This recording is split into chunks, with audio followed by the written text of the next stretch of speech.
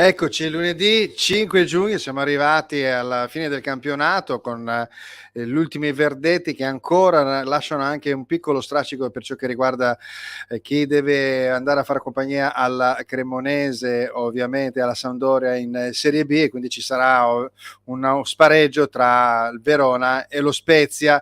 Siamo arrivati alla fine di questa stagione, ma la stagione prosegue ancora con una finale, scusate, di Conference League tra West Ham e la Fiorentina, e poi la finalissima della Champions League di sabato sera tra il Manchester City e l'Inter. Insomma, alla fine di una stagione lunga, complicata, particolare, anche con degli strascichi terribili anche per il nostro campionato, per ciò che riguarda anche la parte della giustizia, e quindi non è stato bellissimo da questo punto di vista. Ne parleremo ovviamente con i nostri ospiti che sono qui già sotto traccia, li vedo lì, però al tempo stesso io devo innanzitutto ricordare che appunto Che Calcio Che Fa è in onda sulla pagina Facebook di silviomusicradio.it, oltre alle altre collegate di Che Calcio Che Fa, la mia personale, ma anche su quella di Che Calcio Che Fa su appunto il YouTube, Twitch e gli altri appunto social, che sono appunto Facebook e Instagram, più che altro per la promozione. Ricordiamo anche il nostro punto di beneficenza che riguarda appunto Conosci Frederick, per la ricerca e la cura della tassia di Frederick. Il sito è www.per-emma.it. Unisciti alla campagna Un giorno per Emma, quindi per lo studio delle malattie rare, ed è una situazione veramente molto difficile, quindi grande lavoro da parte di queste associazioni, tra cui appunto questa per emma.it. Va bene, allora a questo punto non mi resta che introdurre subito i nostri ospiti che in qualche modo mi aiuteranno nel cercare di sviscerare quella che è la tematica più importante che riguarda la finale di Istanbul, senza ovviamente dimenticare la finale ovviamente della Conference League e le ultime risultanze del campionato di calcio. Quindi io allora introduco Maurizio Ceccarelli, che è appunto corrispondente del Tirreno e vice direttore di #Inter. Eccolo qua, ciao Maurizio. Ciao Fulvio, buonasera a tutti. E poi introduco, anche se lui si è già scritto con interisti stalinisti, Cristiano Marrella, che è appunto il blogger di interisti stalinisti, che ha il suo seguito in lungo e in largo, con la sua ironia ovviamente riguardante sempre l'Inter. Quindi ciao Cristiano. Ciao Fulvio, ciao Maurizio, ciao a tutti. Ciao Cristiano, ragazzi. Ciao. Bene, teniamo duro perché il collegamento, specie da parte di Cristiano, sta reggendo molto bene, quindi andiamo avanti. Allora, dunque, stagione anomala, siete d'accordo tutte e due? Una stagione spezzata dal campionato del mondo del Qatar, con una vincitrice che è il Napoli, a tutto merito, a pieno titolo, che in qualche modo forse anche è stata anche un po' aiutata da questa distrazione delle altre squadre titolate. Un Milan che doveva in qualche modo ribadire la sua forza avendo vinto lo scudetto l'anno scorso, l'Inter che doveva cercare di riconfermare gli ultimi risultati, dicono che ha perso lo scudetto l'anno scorso, la Juventus che era al secondo anno appunto di Massimiliano Allegri, quindi con uno spunto in più con i nuovi acquisti. E poi le altre vediamo la Fiorentina, la Roma, la Lazio, che comunque sono state, la Lazio ha fatto un bel campionato, però se ci fossero state le altre squadre probabilmente sarebbe stata lei la quarta o la quinta. Stessa cosa per ciò che riguarda un po' la Roma e la Fiorentina, che ha avuto un inizio abbastanza negativo. Qual è il vostro pensiero? Parto da Maurizio. Ah sì, campionato anomalo, assolutamente. Il mondiale ha messo in grande difficoltà, insomma, le squadre di vertice, su questo non c'è dubbio, insomma. Fermarsi sotto Natale per quasi 2 mesi alla fine, perché insomma il mondiale è durato più di un mese, poi c'è stato il tempo per riprendere gli allenamenti e per ritrovare la condizione, quindi questo ha creato sicuramente un grande danno alle squadre più importanti. Ciò non toglie che il Napoli ha fatto una stagione incredibile, no? Perché insomma consideriamo che ha chiuso credo con 16-17 punti di vantaggio sulla seconda, ma ha già vinto il campionato da più di un mese, quindi campionato davvero straordinario. Quindi secondo me ci sarebbe stato da fare ben poco, anche se non ci fosse stato il mondiale. Però sicuramente il mondiale ha contribuito a questo. In questo. Cristiano? Beh, date le aspettative, sicuramente è stata una stagione anomala, date le aspettative sia per l'Inter che per il Milan, che poi anche per la Juve, che ha fatto un mercato da 90 milioni di euro, e poi abbiamo visto anche com'è finito, voglio dire, poi al netto della penalizzazione o anche all'ordo, insomma. Sì, io sono contento per il Napoli, però perché meritava assolutamente, dato il gioco che ha fatto vedere a tutti, e meritava soprattutto anche per chi allenava prima noi e poi adesso appunto il Napoli. È stato un titolo alla carriera, secondo me, che meritava, e anche per la Lazio, insomma, sì, è stata anomala. Penso che abbia contribuito però il mondiale, perché lo stato di forma di alcuni giocatori poi che hanno dato tutto al mondiale inevitabilmente ha influito anche sul prosieguo del campionato. Poi senza il mondiale di dicembre, comunque con una stagione regolare, se poi non ci fossero stati anche quei 2 o 3 infortuni importanti, no? per alcune squadre, insomma, su tutti Lukaku, Brozovic, che sono mancati 4-5 mesi, è inutile anche negarlo, voglio dire, sicuramente avremmo visto un altro campionato. Però questo, il Napoli sì. ha fatto, cioè io penso che il Napoli avrebbe comunque fatto questo campionato quest'anno, di questo ne sono sicuro. Beh, all'inizio è stata, non ci credevano gli stessi napoletani, ecco, da questo punto di vista.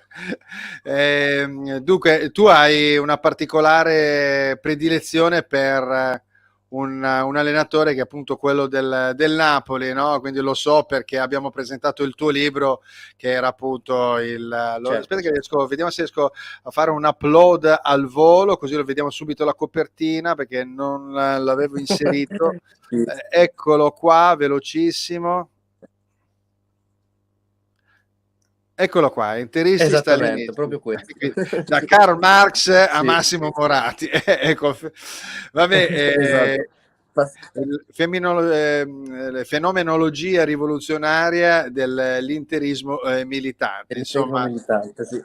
Passando appunto per i 4 allenatori che hanno rivoluzionato in qualche modo, sono stati portatori di interismo, ecco, Mourinho e Spalletti su tutti, quindi sono contento per entrambi in questo, sì, tra in questo parentesi caso. c'è un'immagine che mi fa morire, che è quella sul tuo profilo Twitter, dove ci sono i vari Sì. personaggi ovviamente legati a un periodo Esatto. storico leninista, comunista, e poi abbiamo comunque il Vate che insomma si è comportato in questo modo. Va bene, Sì. quindi ma allora domanda a bruciapelo, qual è il tuo pensiero? Va alla Juve secondo te Spalletti o fa un anno sabbatico? No, sono sicuro, cioè, per le mie impressioni penso che faccia un anno sabbatico quest'anno, anche perché da contratto non penso che possa allenare quest'anno. Esatto. Esatto, io e poi mi auguro che non vada alla Juve, da interista e anche da sportivo, perché lui fa giocare bene le squadre e comunque i risultati li ottiene. Siccome sono interista, mi dispiacerebbe vedere la Juve che ottiene dei risultati. Maurizio, dove va? Si ferma anche lui? Si ferma? È troppo intelligente per ripartire subito. Bravissimo, bravo. Perdere diciamo una possibilità, vabbè, uno dice mi ritiro da vincente, dice quando mai riuscirò probabilmente a bissare, però insomma ritentare la giocata l'anno prossimo in Champions per esempio con una squadra che magari si conosce più a memoria, magari con un paio di inserimenti importanti, no, è un peccato, io mi faccio questa domanda. La troverà anche fra 2 anni. Lui è consapevole di aver scritto una pagina importante, storica, al Napoli, portando lo scudetto, e quindi conoscendolo anche, io ho avuto la fortuna insomma di conoscere Spalletti, credo che si fermerà e poi con calma tornerà in pista e tornerà con una grande squadra, ne sono certo. Bene, sono d'accordo. Sì? Sei d'accordo? Sì. Ok, senti, andiamo a vedere un attimo i risultati velocissimi, visto che è l'ultima volta, io di solito li tralascio i risultati. Qua abbiamo avuto una vittoria della Fiorentina contro il Sassuolo, quella dell'Inter a Torino per 1-0, la Cremonese che batte la Salernitana 2-0, si prende una bella soddisfazione, l'Empoli che perde in casa contro la Lazio, il Napoli che vince contro la Sampdoria, ormai ultima in classifica, l'Atalanta che strapazza il Monza, che ha sempre fatto molto bene, sono già un po' in vacanza quelli del Monza secondo me, Lecce Bologna 2-3, dopo essere stato anche un po' in vantaggio il Lecce, mi sembra. Il Milan che batte verso la fine della partita il Verona, la Roma che supera verso la fine della partita lo Spezia e la Juve che vince a Udine. Ecco, insomma, allora vi faccio subito una domanda. Qual è la vera sorpresa in positivo e quella in negativo di questo campionato? Quindi, Maurizio. Ma in positivo credo il Monza. Sì. Esatto. Credo il Monza che ha fatto una stagione straordinaria anche in considerazione del fatto che era partita malissimo. Se non ricordo male, 5-6 sconfitte nelle prime giornate, quindi poi si è ripresa. A un certo punto sognava anche la possibilità di arrivare in Europa, poi insomma, le ultime partite non ce l'ha fatta, però credo che sia il Monza la sorpresa in positivo. Okay. In negativo non lo so, forse il Verona, mi aspettavo qualcosa di più. Sì, ha fatto una campagna acquisti non eccelsa, il Verona è molto spuntata come squadra, però non gioca male. Cristiano, quindi allora il Monza e poi invece negativo? Anch'io concordo col Monza, metterei però accanto al Monza, in realtà metterei accanto al Monza anche la Fiorentina per il cammino che ha fatto in Europa e per il gioco che poi ha fatto vedere. Comunque ha fatto un cammino buono anche in Coppa Italia, noi interisti lo sappiamo, abbiamo giocato la finale proprio contro la Fiorentina. Italiano è un allenatore molto preparato, fa giocare davvero bene. C'è stato un piccolo infortunio a inizio anno, infatti la Fiorentina non stava andando benissimo all'inizio, poi ha cambiato un po' le carte in gioco, ha sovvertito anche un po' le gerarchie e si è ripresa. Quindi la Fiorentina mi piace tanto.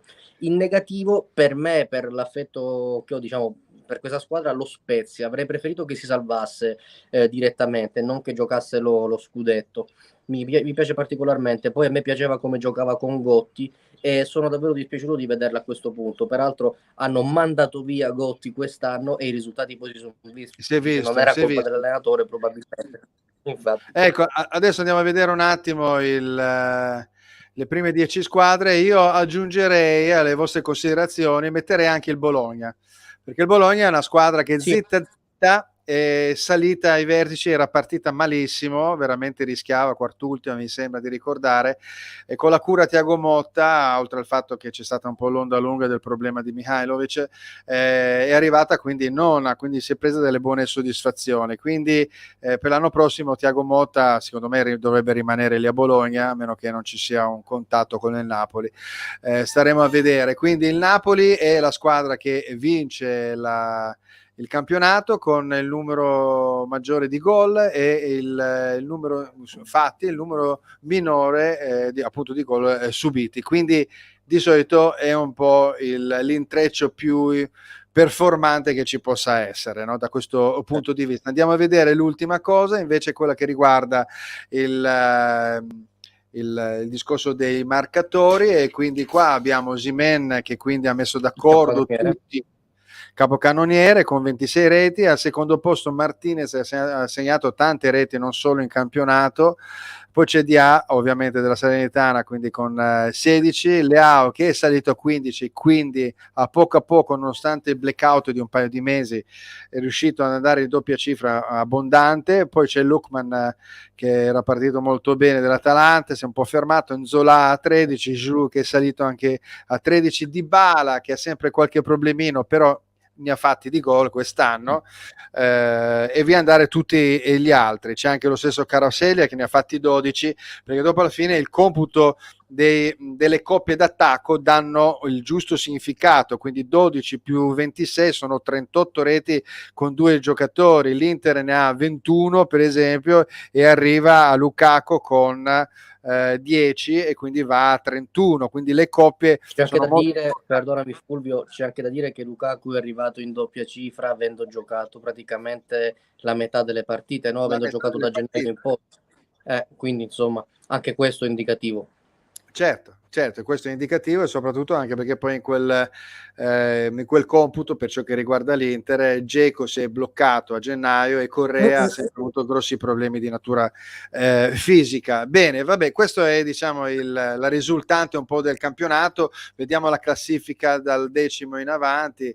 Abbiamo il Monza che quindi è 11°, è comunque un grandissimo campionato, ampiamente importante. L'anno prossimo staremo a vedere se riuscirà a fare lo scatto in più. il Sassuolo che è risalito, l'Udinese che ha mantenuto le buone premesse iniziali per fare una salvezza buona, la Salernitana idem, Lecce e poi appunto Spezia e Verona. Cremonese e Sampdoria vedono da una parte una campagna acquisti non particolarmente importante dell'anno scorso e la Sampdoria che praticamente non l'ha fatta, e quindi alla fine una squadra genovese sale in Serie A al Genoa e una genovese scende in Serie B, e quindi non si incontrano ancora, e quindi niente derby. Parto adesso con l'ultimo significato, perché poi, visto che noi siamo in area Inter, perché appunto andremo dopo a discutere dello speciale Istanbul, andiamo a prendere questo giocatore che ieri ha salutato tutti. Eccolo qua, Zlatan Ibrahimovic. Qual è il vostro pensiero sulla carriera di Ibrahimovic? E quindi è giusto emotivamente, quindi abbiamo visto ieri i tifosi rossoneri con i lucciconi, giustamente ricordare questo giocatore che è stato un grandissimo giocatore, però dal mio punto di vista è il giocatore moderno negativo, perché è il giocatore figlio della scuderia Raiola, e quindi è il giocatore che dopo alla fine non ha dato che il là a cercare di fare giustamente i propri interessi, ma abbandonare quello che è la vera passione del calcio, tra il rapporto tra tifosi e il grande campione. Lui ha cambiato tante squadre, perché cambiando squadra aveva ingaggi sempre superiori. Qual è il vostro pensiero? Maurizio? Ma il mio pensiero è che secondo me è stato anche eccessivo il saluto di San Siro verso Zlatan, perché insomma allora a Maldini cosa gli dobbiamo fare, nel senso... L'hanno fischiato. In realtà Maldini è stato fischiato, è stato contestato. Sì, per una storia vecchia, insomma, di Istanbul, anche lì. Mi è sembrato eccessivo, ecco, un giocatore, come hai detto te giustamente Fulvio, che ha cambiato tante casacche e non le ha cambiate probabilmente per cercare quella Coppa dei Campioni che non ha mai portato a casa, ma probabilmente una l'ha cambiata e ha fatto la nostra salvezza. Sì, quello sì. Infatti gli sarò sempre grato per questo. Esatto, sì, quello anch'io. Però l'ha cambiata soprattutto per motivi, insomma, economici, e questo insomma cambia molto l'aspetto che sottolineavo prima. Quindi mi è sembrato tutto molto eccessivo, molto forzato, e poi è chiaro, è stato un grande giocatore, nessuno lo mette in dubbio, però insomma si è esagerato un po', secondo me. Ok, Maurizio, senti, se riesci a spostarti un po' verso la tua destra, così ti vedo più centralmente, ecco, quindi no, di là, Okay, esatto. va bene? Perfetto, ottimo. Okay. Va bene. Allora il pensiero invece di Cristiano riguardo a questo giocatore, che è un giocatore immenso. Mi ricordo tanti gol bellissimi quando era all'Inter, ma anche con la sua Svezia, un bellissimo gol contro l'Inghilterra fantastico, delle rasoiate spaventose anche nel primo scudetto con Allegri, col Milan, però io mi ricordo che arriva da un certo punto le squadre si fanno anche con la testa, e il Barcellona lo prese nell'anno in cui l'Inter vinse lo scudetto, e quindi si resero conto che un giocatore del genere accentrava su di sé e toglieva palloni a Messi, esatto, che era il giocatore fondamentale. Secondo me, per dare un giudizio su Ibrahimovic basta vedere poi dati e numeri alla mano, risultati alla mano, no, la carriera. Cioè lui come giocatore individuale, come azienda individuale, ha dato sempre un grossissimo apporto anche in termini di gol. Però è un giocatore che ti fa vincere il campionato, dove l'individualità forte, cioè quando proprio spicca, fa la differenza del campionato. E quando poi, perché comunque il livello, cioè in campionato di solito ci sono quelle 3-4 squadre molto molto più forti e le altre un pochino meno, giusto? Quindi di solito poi nel lungo periodo la squadra più forte vince di solito con le individualità. In Champions League il livello è necessariamente più alto, soprattutto dai gironi in poi. E non è un caso che ovunque poi sia andato Ibrahimovic, la Champions League non sia mai arrivata. Perché? Perché è un giocatore accentratore, la squadra, cioè lui chiede che la squadra giochi per sé e lui poi deve andare a finalizzare, cosa che sa fare assolutamente, però in Champions League evidentemente è un pochino più difficile rispetto al campionato. E infatti io gli sarò grato perché ha voluto andare via ed è arrivato, oltre a farci pagare, siamo presi anche un giocatore che non era per niente accentratore, ma che anzi giocava per la squadra e faceva la differenza, oltre a segnare, faceva anche segnare, che è stato uno dei giocatori più grandi che il calcio abbia visto. Che l'Inter ha avuto, certo. Ma proprio secondo me Eto'o era un giocatore pazzesco proprio per il calcio, già ai tempi del Sì, però Madrid. possiamo fare 1000 di disquisizioni. Lui giocava anche per la squadra quando era nella Juventus di Cappello, giocava dietro Trezeguet, quindi due lì davanti fortissimi, uno finalizzatore e l'altro accentratore col suo fisico, fermava la palla, Camoranesi da destra, Nedved da sinistra, tantissimi palloni al centro, fantastico. Era una squadra ben studiata. A me non è piaciuto per esempio quando lasciò l'Inter con quel gestaccio che nessuno si sarebbe mai aspettato, perché era l'unico modo, l'unico sistema per arrivare ai ferri corti e andare contro la società. Ecco, quel forzare a me non è piaciuto, ed è lo stesso forzare che ho visto in Balotelli, l'ho visto anche in Donnarumma da un certo punto di vista, perché dietro c'era Raiola, e quindi da lì a cascata vengono... praticamente. Scusa? Cioè tu dici proprio è un gesto tipico dell'assistito di Raiola.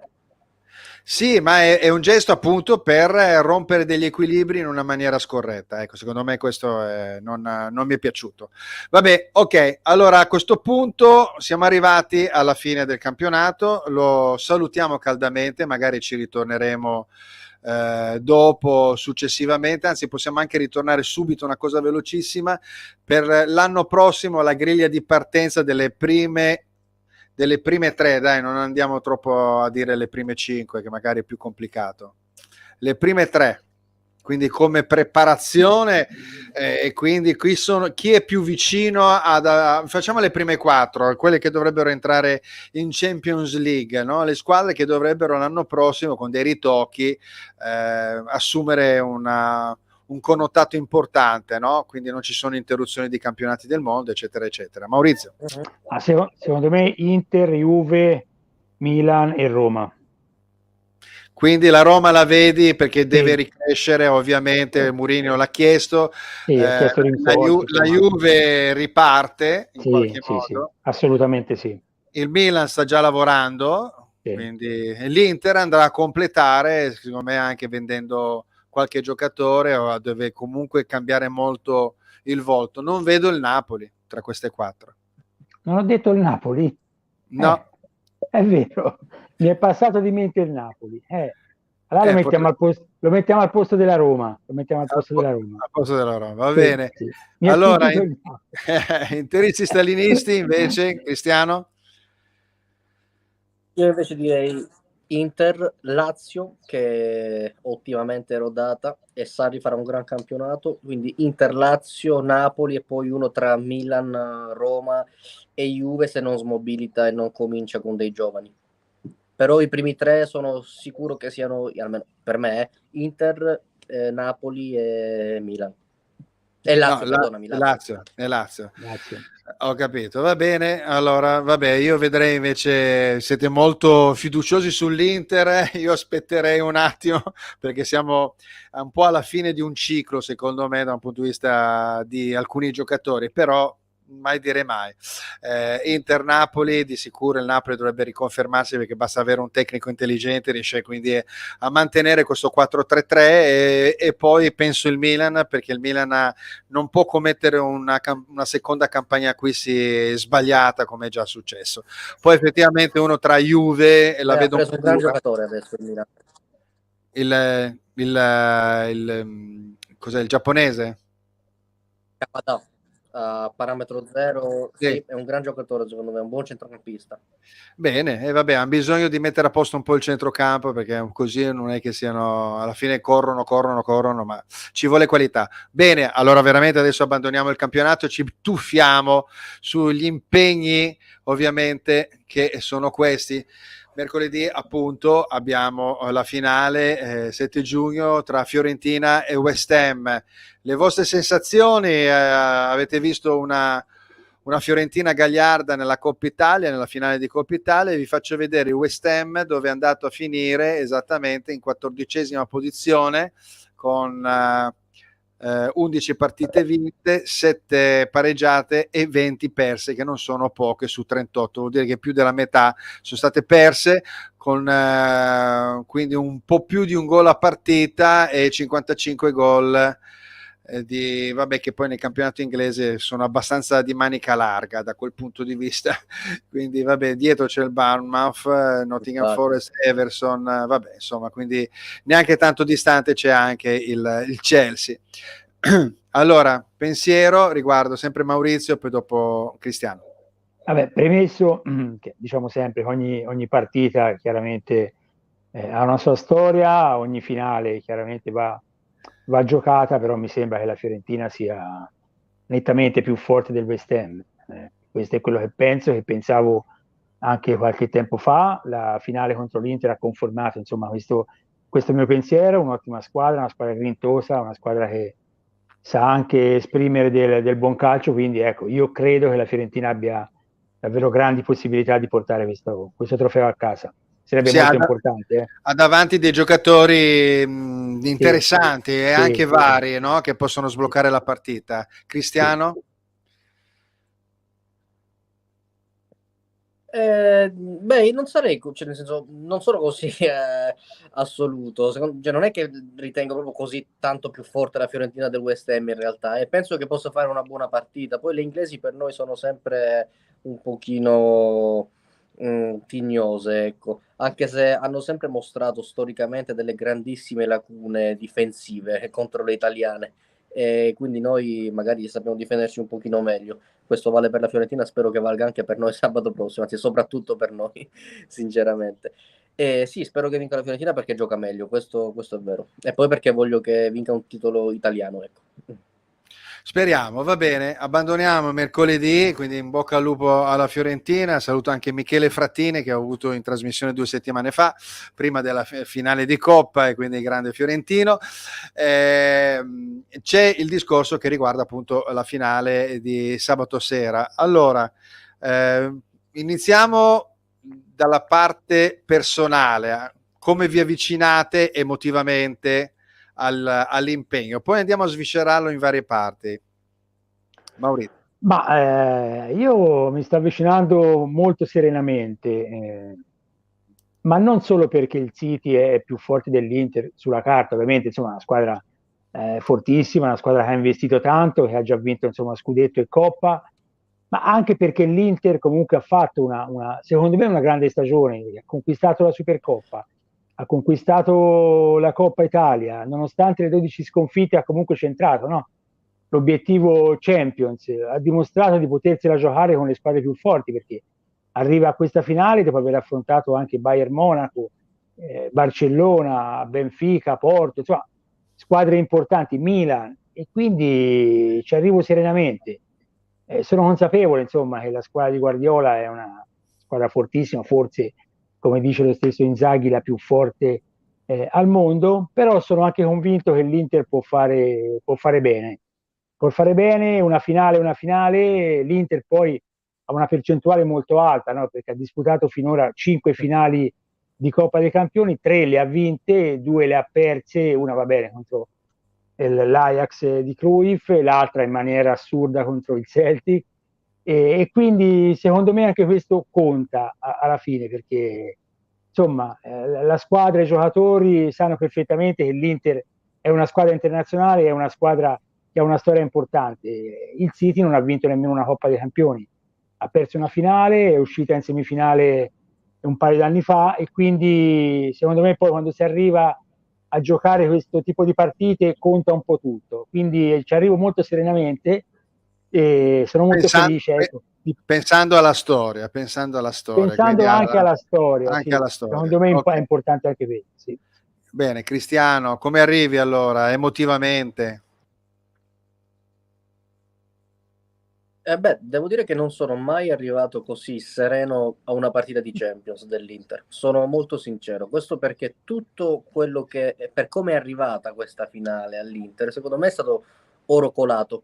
Già dal girone, insomma, ora davvero sfido chiunque, tranne magari Inzaghi e lo staff, come lui ha detto in conferenza, che loro erano convinti, no, ci credevano. erano convinti di arrivare. Io non me lo sarei mai e poi mai aspettato, sono molto sincero. Quindi tutto quello che poi è arrivato dopo per me è stato oro colato. Ho vissuto malissimo le semifinali, per ovvi motivi, perché fossimo usciti col Milan non me lo sarei perdonato. Ne avevo già vissuta una di eliminazione in semifinale di Champions, come tutti voi ovviamente. Quindi ho vissuto paradossalmente peggio la semifinale.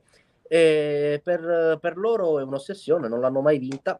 Per noi cioè, è un sogno, no? Essere arrivati dopo Certo, 13 anni in finale di Champions. Chi se lo certo. sarebbe aspettato quest'anno? Quindi ci arrivo molto serenamente.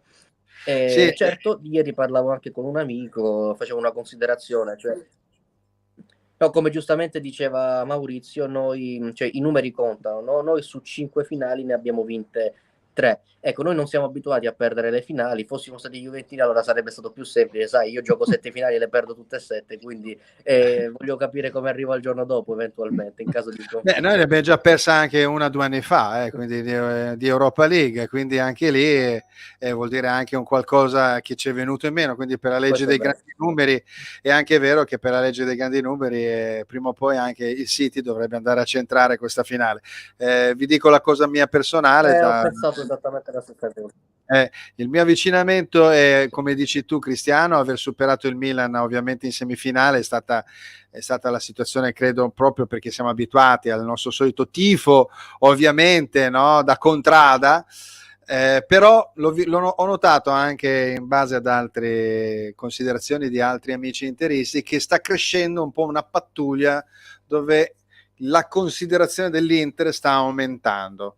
Cioè, dice, vabbè, noi sì, contenti di andarcela a giocare, però arrivato a un certo punto la partita in sé può essere giocata, a parte che la partita la devi fare, quindi ci può essere anche una partita storta. Ricordo un Manchester United 2-1 col Bayern, i 2 gol fatti dopo il 90esimo con l'ultima partita di Lothar Matthäus.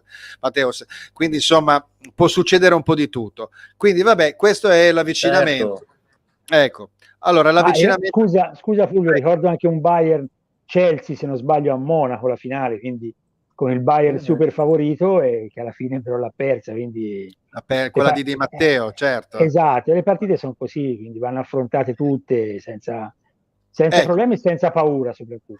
allora io ho fatto, non c'entra molto più di tanto, però per una decina di anni ho fatto l'allenatore, mi sto arrovellando sulla disposizione tattica dell'Inter, l'atteggiamento tattico. Mi piacerebbe con voi in qualche modo scambiare delle idee, come ci si deve approcciare a questa partita. Allora, il City gioca sostanzialmente in un modo, chiamiamolo così, un po' guardiolesco, barcelloniano, applicato al canone un po' inglese, però insomma tutto sommato un po' più furbo. Vi faccio vedere queste immagini. Questa immagine è un'impostazione 2-1, quindi loro giocano con un 3-4-3 sostanzialmente, che poi dopo si spezza in varie situazioni, quindi giocano con 2 centrali e uno davanti, che se pensate quei 2 lì dietro non sono altro che Mascherano e Piqué, con davanti Busquets. Quindi sono quei 3 lì che giocano. Poi a centrocampo abbiamo Xavi e abbiamo Iniesta, che sono un po' facitori di gioco, e poi abbiamo la linea lì davanti con i giocatori che si inseriscono dal centravanti, e poi negli anni hanno avuto di ogni, no? Quindi da Suarez a Silva, adesso non mi ricordo neanche più negli anni quelli che si sono avvicendati, stesso Ibrahimovic, Pedro a destra, a sinistra spingeva anche lo stesso Iniesta, insomma a sinistra. Quindi arrivato a un certo punto c'è una disposizione tattica del City che non è tanto distante da quella del Barcellona dal mio punto di vista. È chiaro che manca la qualità di alcuni giocatori, non c'è Messi, non c'è Xavi, soprattutto il pendolino, però mi ha spaventato, ve lo dico, contro il Real Madrid nella seconda partita. È andato un momento, stavano già vincendo oramai, Haaland era in area con quasi appena dietro una linea di altri 3 che erano Bernardo Silva, Gundogan e Grealish a sinistra, quindi erano in 4. Poi è arretrata un'altra linea a una decina di metri con i 2 esterni, con De Bruyne poi al centro e uno dei centrali tirati su, e dietro erano in 2. Quindi questo cosa vuol dire? Che loro fanno una mossa da boa constrictor, no? Allora il discorso è questo: l'Ancelotti gioca la prima mezz'ora in difesa, si fa attaccare, viene preso a sberle, però regge l'urto. Poi però c'è un'azione in contropiede con Vinicius che noi non abbiamo, perché non abbiamo uno così veloce, e vanno a segnare. Poi alla fine del secondo tempo un tiro un po' da fuori area, pareggia De Bruyne. Il ritorno è un'altra storia. Allora io quello che voglio dire, se partiamo bassi, persino lo Spezia ci ha segnato, cioè, per dire, con tutto il rispetto nei confronti dello Spezia, come dobbiamo essere con una difesa comunque a 3 che incontra 4 e un Haaland al centro, quindi 2 esterni, Dumfries e mettiamo Di Marco, devono stare molto attenti e rinculare, ovviamente. Come dobbiamo giocare? Perché il mio paura è quella che se siamo troppo bassi le prendiamo, se stiamo un po' alti forse qualcosina con giro palla importante, perché se la palla l'abbiamo noi non ce l'hanno loro, se noi li facciamo lavorare è finita. Qual è il vostro pensiero? Dai, andiamo così all'inizio, perlomeno più o meno all'inizio come si dovrebbe partire, ecco. Secondo me si deve partire alti e l'Inter deve giocare come ha sempre giocato, secondo me, perché partire bassi rischi veramente grosso, soprattutto nei primi minuti. Come? Vuol dire partire bassi, vuol dire consegnarti al City. Esatto, e quindi è proprio anche una questione mentale. Secondo me l'Inter deve giocare come ha sempre giocato, questa è, almeno nella fase iniziale. Poi chiaramente con il passare dei minuti vediamo cosa succede. Io sono più contento di affrontare Guardiola che non di affrontare Ancelotti. Questo lo devo dire, Guardiola, fra virgolette, mi dà molta fiducia in quel senso lì. Come hai detto tu, Fulvio, insomma, ripensando anche alle sfide con il Barcellona. Però è chiaro, è una partita difficile da interpretare proprio perché davanti è una squadra fortissima. Quindi... Però ecco, io partirei alto. Ecco, io, vabbè, aspetta, sentiamo intanto Cristiano il suo pensiero, poi dopo andiamo avanti con una seconda considerazione. Vai.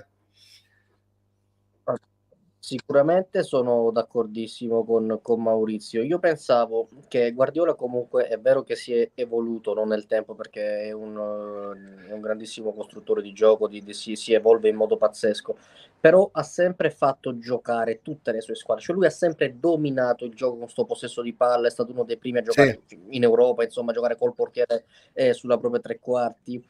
E se tu non fai, cioè se tu fai giocare il Manchester e rinunci ad attaccare a giocare, rischi di fare quello che ha fatto l'Inter 13 anni fa a Barcellona, quando abbiamo giocato in 11, o meglio in 10 contro tutto il Barcellona, cioè in 10 dietro la linea del pallone. Lì ci è andata bene per 50, per 60 minuti, però penso che quest'anno non abbiamo i giocatori per poterci permettere. Soprattutto non abbiamo il vantaggio. Poi una finale te la devi comunque... Soprattutto non abbiamo il vantaggio delle due reti. Esattamente. Perché Mourinho diceva, Mourinho era splendido, Mourinho diceva, se vi ricordate, dai la palla, io non palla, continuava a dire dai la palla all'avversario, tutta la lunga che lo devono ricominciare, si sfiancano, rifanno di nuovo l'azione e poi davanti c'è un muro, perché eravamo anche in 10. Sì, ma stavamo vincendo 2-0 noi lì. Lì vincevamo già 2-0 dall'andata. Cioè non penso che sulla partita secca avrebbe fatto la stessa cosa. Perciò ecco che ritorna utile sempre una partita di 13 anni fa, però sempre con una squadra l'andata. No? Sì, vai. Perdonami. No, vai, ti sei bloccato, vai avanti. No, dicevo...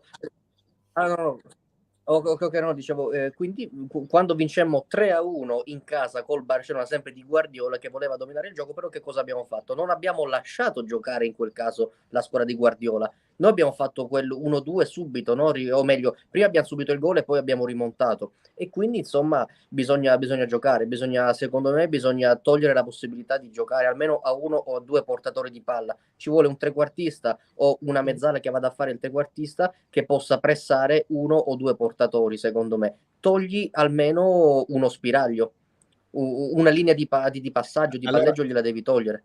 Ok, allora la partita che l'Inter ha fatto col Torino sabato è stata una partita che sembrava banale. Io ho detto è una piccola prova generale, o comunque hanno provato qualcosa, hanno giocato tutti, bene o male, hanno fatto una sgambata, ho visto una squadra molto lucida e fisicamente pronta, con voglia di fare, ma soprattutto di tenere determinate posizioni. Ho visto in una maniera notevole, e questo mi ha un po' preoccupato, l'arretramento di Dumfries e di Gosens nella linea dei tre, quindi come se stessero ad aspettare, un po' per non far lavorare ovviamente gli attaccanti del Torino, gli esterni, che attaccano anche abbastanza bene. Allora, potrebbe essere però effettivamente una specie di specchietto per le allodole, per far capire a Guardiola ci stiamo preparando per la difesa 5, per farci attaccare come è successo al Real Madrid. Poi in realtà noi faremo il nostro gioco. Può essere un'idea del genere? Secondo me sì, può essere, sì. Può essere. Non credo che Inzaghi poi commetta questi errori, No, secondo me. li avete visto che erano, Sì, almeno per sì, la sì, prima mezz'ora, erano completamente in linea con la difesa. I due non hanno sì, fatto un'avanzata che fosse una. esatto. No, l'Inter sono convinto che non aspetterà il City, ma che giocherà una partita, come ho detto pochi minuti fa. Ecco. Credo che alla fine sarà così. Inzaghi è una persona molto intelligente, un allenatore capace, e quindi ho molta fiducia anche in lui. Bene, Cristiano. No, me lo auguro. Io in realtà pensavo, sì, l'ho visto e hai ragione su quello che dicevi quando dicevi che i due esterni giocavano a ridosso dei tre, no? Io pensavo in realtà che non volessero sprecarsi, non volessero rischiare la giocata perché si stavano risparmiando solo per questo. Ho pensato questo ingenuamente, Sì. non avevo considerato lo specchio per le allodole di Inzaghi. Cioè, non mi meraviglierei. Io spero più che altro, come giustamente ha detto Maurizio, mi auguro che si giochi a viso aperto, perché se aspettiamo il Manchester con la qualità che hanno, ne prendiamo 6 forse.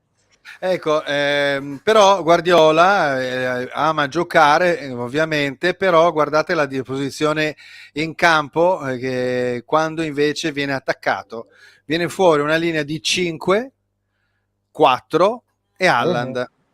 Quindi praticamente è molto difficile quindi riuscire in qualche modo ad attivare. Forse è molto importante a questo punto, in questa zona del campo, l'utilizzo degli esterni molto larghi, quindi un bel lavoro da parte di Marco e soprattutto cercare di slabrarli centralmente. Noi abbiamo la possibilità con qualsiasi coppia d'attacco venga messa, cercare di rompere un po' lì davanti. Poi magari, non so, un tiro da lontano di Cialanoglu, cioè le partite in qualche modo si aprono in un modo anche abbastanza casuale. Sì, sì, sono d'accordo. Possiamo parlare finché vogliamo e fare tutte le tattiche del mondo, poi basta davvero un episodio, una giocata, per cambiare proprio, ecco, la storia di una Ecco, partita. un mio amico dice: guarda che loro giocano i calci d'angolo, di solito vogliono il fraseggio, non buttano dentro mai la palla, di solito per Haaland, no?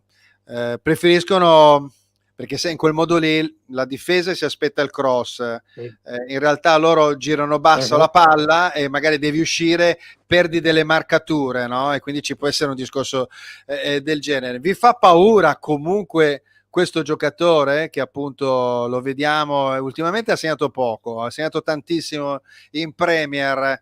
Come lo considerate a livello anche di marcatura?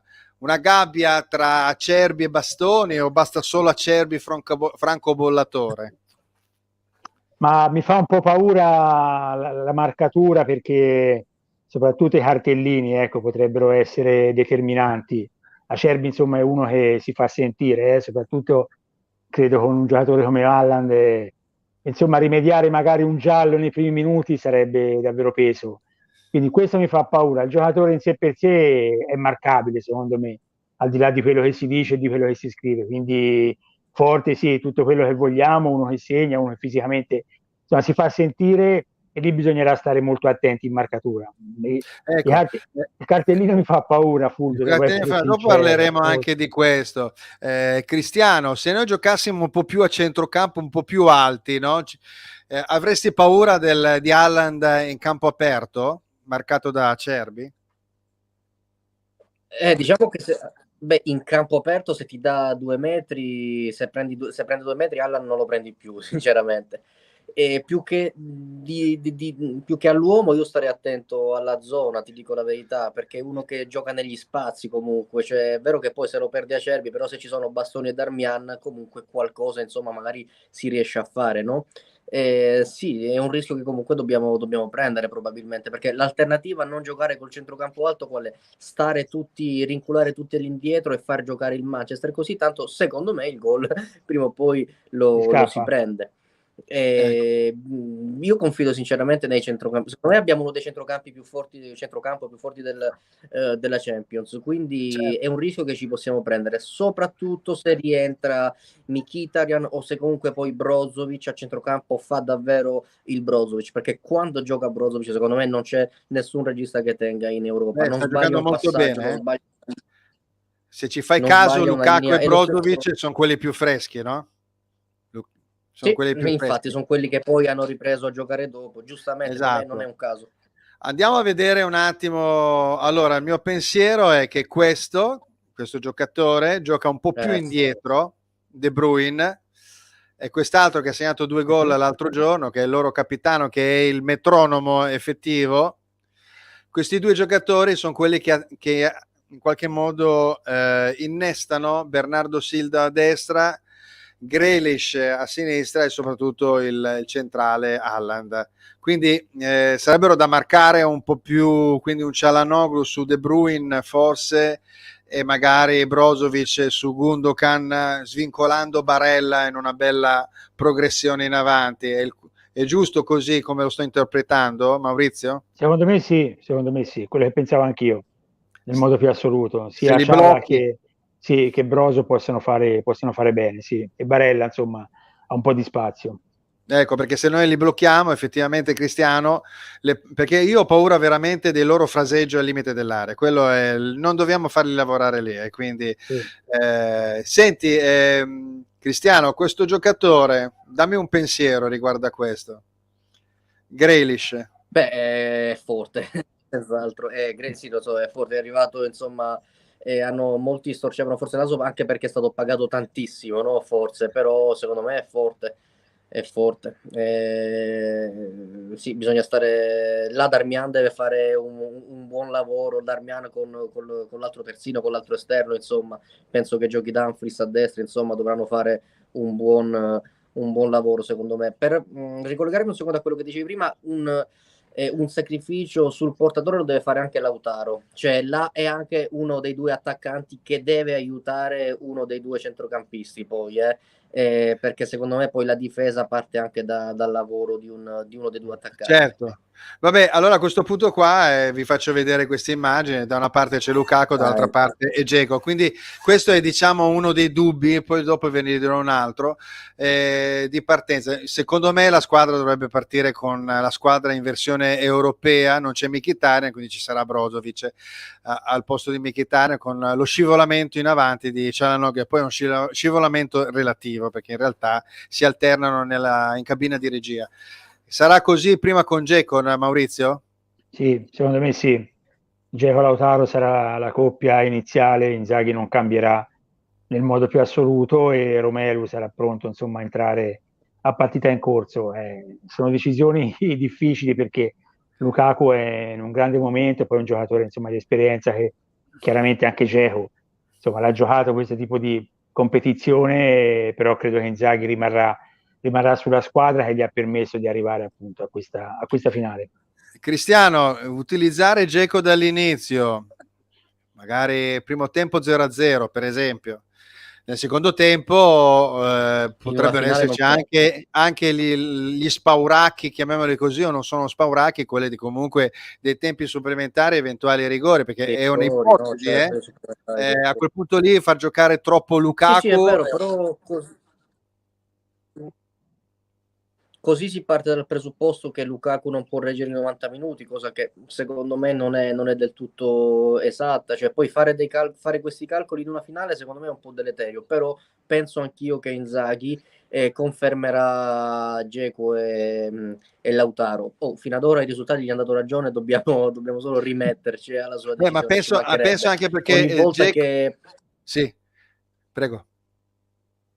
No, lo dicevo, ogni volta che abbiamo poi espresso dei dubbi, per esempio contro il Milan, io ero assolutamente dubbioso su Dzeko dal primo minuto, così poi all'8° minuto, quando è al 9, ha fatto gol alla prima occasione, al 7°, scusami, ha fatto occasione gol da calcio d'angolo, quindi bisogna poi dare atto a Inzaghi. Io però devo essere sincero, giocherei con questo Lukaku dal primo minuto. Dall'inizio? Sì. Ah, non ho capito, no. Io no, penserei di no. Ma Maurizio, giocheresti tu con Lukaku dall'inizio? Anch'io la penso un po' come Cristiano. Per me in queste, ma già anche nelle partite precedenti, anche in campionato, io visto anche la condizione buona ora di Romelu, io lo farei giocare dall'inizio. Poi, come ti dicevo prima, sono scelte davvero difficili perché, come hai detto giustamente tu, se il primo tempo finisce 0-0 diventa fondamentale, insomma, Lukaku nella ripresa. Però penso anche se il primo tempo magari l'Inter lo finisce sotto, non lo so se poi è così determinante. Ecco, quindi non lo so. Cioè io ho un po' paura che una formazione fresca dall'inizio della partita che si chiude in 5-4-1 come il City, non hai poi quello spazio per far entrare Lukaku, perché Lukaku ha un pochettino di spazio. Sì, per questo mi piacerebbe vederlo andare nello spazio. Poi li conosce gli inglesi, li conosce. Sì, no, ma infatti sono tutti ragionamenti che tornano, un po' come nel derby, no? Io nel derby, come ha detto Cristiano, avrei fatto giocare Lukaku tutta la vita.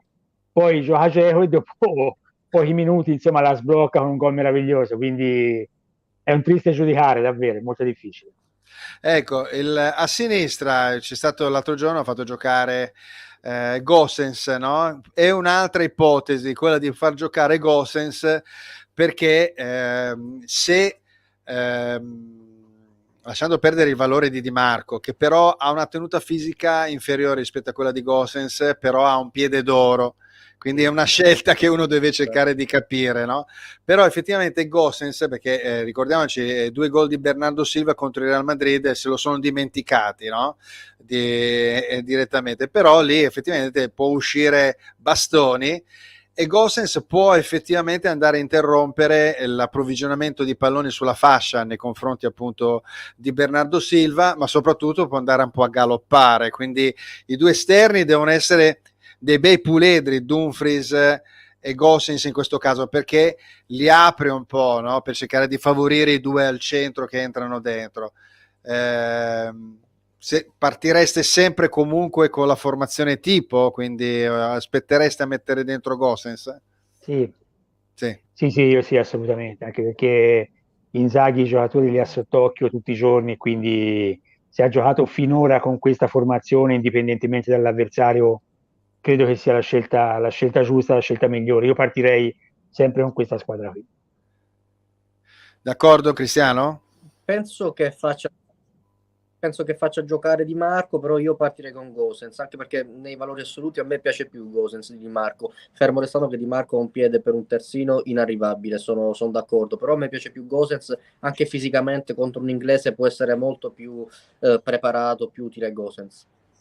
Sì, bisogna poi appunto vedere in quale momento della partita vai a inserire giocatori di questo tipo, perché Gosens se ha dello spazio va bene, se non ha spazio è meglio Di Marco, perché Di Marco comunque è un giocatore di posizione, però dopo alla fine ti fa il cross giusto, no? Anticipa tutti. Quindi... Io parlavo anche in ottica difensiva però di Gosens. Sì, ok.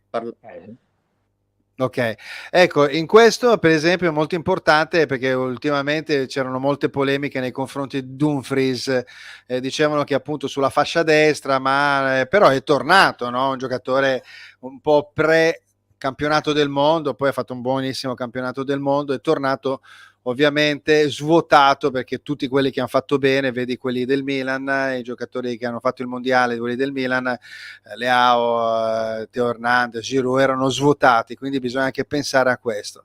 Che pensiero avete riguardo a Dumfries? Cioè, è un giocatore che è troppo di posizione e quindi magari sta curando di più l'aspetto difensivo, come si è visto anche l'altro giorno, oppure veramente una giocata potrebbe illuminare, no? Alcuni sono molto critici nei confronti di questo giocatore. Maurizio? Ma ha fatto una stagione un po' a corrente alternata, quindi lui ha nelle sue corde, insomma, giocate importanti, è uno che riesce anche a spaccare la partita in certe occasioni.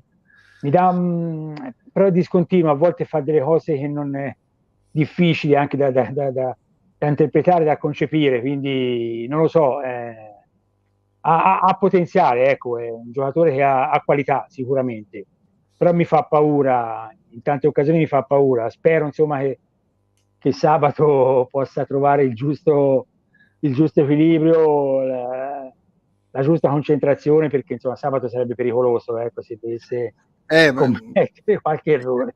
Io confido molto nell'asse, diciamo, con il laterale, con Barella, no? Quindi loro due effettivamente, anche se fanno magari degli appoggi, le loro trame, però si conoscono bene oramai, quindi spero veramente un'incursione giusta di Barella, perché Barella forse è quello più svincolato da certi compiti, no? Sì, è vero, è vero. È Sono vero. d'accordo, sono d'accordo. Cristiano? Ma allora, a me non dispiace Dumfries, diciamo che è un oggetto di discussione frequente magari con qualche conoscente, perché l'anno scorso secondo me ha fatto un buonissimo campionato e, ripeto, mi piace, è un giocatore che ha delle buone potenzialità. Penso che ci sia qualche problema di testa, che ci sia stato quest'anno qualche problema di testa e penso anche che abbia influito tanto, perché non può diventare da un anno all'altro così diverso poi il rendimento di un giocatore. Quest'anno secondo me sta giocando anche in maniera diversa, però c'è da dire che se in semifinale col Milan Teo Hernandez, che era il giocatore uno dei più temuti, no? Tra noi, voglio dire, fra i tifosi e Sì. anche con l'allenatore, secondo me, se lui non ha fatto nulla e Dumfries ha fatto 2 partite difensive perfette lì con Hernandez e anche con Leao, vuol dire qualcosa insomma la sta facendo rivedere. Però sì, è calato un po' il suo rendimento, aveva ragione anche Maurizio, anch'io lo temo ogni tanto, perché penso che pecchi un pochino in tecnica di base, magari alle volte un po' irruento, sbaglia qualche scelta, è vero, però ha fatto vedere delle buone cose. Bene, siamo arrivati quasi alla fine e l'ultima slide che vi faccio vedere è questa. Eccoli qua. Hanno vinto le 2 coppe e quindi la Coppa Italia, la FA Cup, in Inghilterra, la Coppa d'Inghilterra, insomma, il campionato. Arrivato a un certo punto ci ritroviamo con 2 allenatori, di cui uno è l'ennesima conferma, l'altro chi avrebbe mai pensato, no? È l'esame di laurea, no? Proprio con lode, o se non è lode comunque un'ottima votazione. In ogni caso è un vincente, no? Non perderà Inzaghi, anche se può andare a perdere la finale, perché il suo nome andrà in giro per l'Europa e fa quel famoso upgrade nell'Olimpo. Se la va a vincere non ne parliamo, poi se però già così è già salito. L'anno prossimo è sicuro che rimane all'Inter, perché io un punto interrogativo lo metto ancora. Per quanto riguarda la società, credo di sì. Eventualmente potrebbe essere lui a mollare e a lasciare. Io credo che abbia fatto una stagione davvero importante, bella. Era arrivato a un momento in cui poteva essere anche licenziato, ha rischiato veramente l'esonero. Invece è stato bravo, ha recuperato, ha portato l'Inter in finale di Coppa dei Campioni, ha vinto la Coppa Italia, ha fatto una striscia in campionato davvero esaltante, importante, portando l'Inter al terzo posto, quindi secondo me è un tecnico anche di personalità, anche se magari apparentemente non potrebbe sembrare così. Quindi merita, a parer mio, tutta la fiducia e la riconferma, insomma, la società gli ha prospettato. Poi se lui deciderà, perché sa, ci sono allenatori che poi certe cose in certi momenti se li legano al dito, no? Magari chissà, Non si può sapere. Ma va a sapere, magari vince la Coppa, fa come Mourinho, se ne va. Speriamo, insomma, vinca la Coppa. Siamo abituati, però, siamo sì, già abituati. Esatto. Però ecco, la società ha fatto benissimo, secondo me, a riconfermarlo. Ok. Cristiano, appunto, lui è un allenatore che è già arrivato da questo punto di vista. Sì. Beh, oddio, in realtà gli manca ancora da vincere poi lo scudetto, no? E eventualmente la Champions. Se dovesse vincerla, cioè, glielo auguro, e lo auguro a tutti noi ovviamente, e avrà dimostrato di essere, oltre che intelligente, anche bravo, perché secondo me è stato molto molto intelligente, perché dopo 12 sconfitte, comunque dopo quella striscia negativa, non tutti sarebbero stati capaci, no, di rimettere le cose in sesto, in un modo o nell'altro. Non so come abbia fatto, molti parlano poi di autogestione o di personalità dei singoli, però se un allenatore non è intelligente si impunta e poi ne perde altre 3-4 e viene fatto fuori, perdi in Champions e perdi in campionato e rovini la stagione. Invece lui è stato molto intelligente, si dà atto, si deve proprio dare atto di questo. E in effetti sì, allora secondo me la società lo vuole riconfermare, anche perché Zang ha detto è l'unico allenatore che non mi chiede giocatori, e quindi date le condizioni secondo me o semmai sono a parametro zero. Infatti. Bene. E per quanto ha fatto vedere quest'anno merita la riconferma, però meriterebbe anche 3-4 giocatori buoni, perché altrimenti cioè, non è colpa dell'allenatore se poi l'anno prossimo facciamo sempre gli stessi errori, le stesse...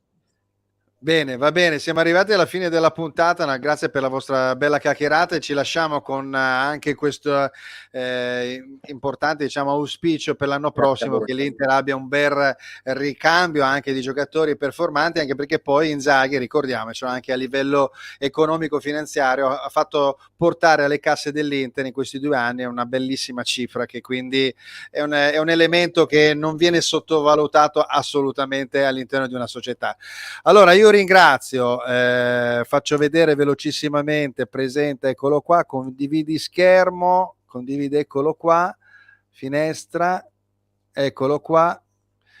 Saluto il vice direttore di #Inter, che è appunto Maurizio Ceccarelli, nonché firma Il Tirreno e presidente dell'Inter Club Follonica, ovviamente Giacinto Facchetti. E saluto dall'altra parte invece il blogger, uno dei grandi blogger per eccellenza, Cristiano Marrella di Interisti Stalinisti. Seguitelo perché è molto divertente questa metafora tra pseudopolitica e soprattutto passione e tifo per l'Inter. Grazie per aver partecipato a Che Calcio Che Fa, alla prossima e buon sabato sera. Grazie. Ciao a tutti.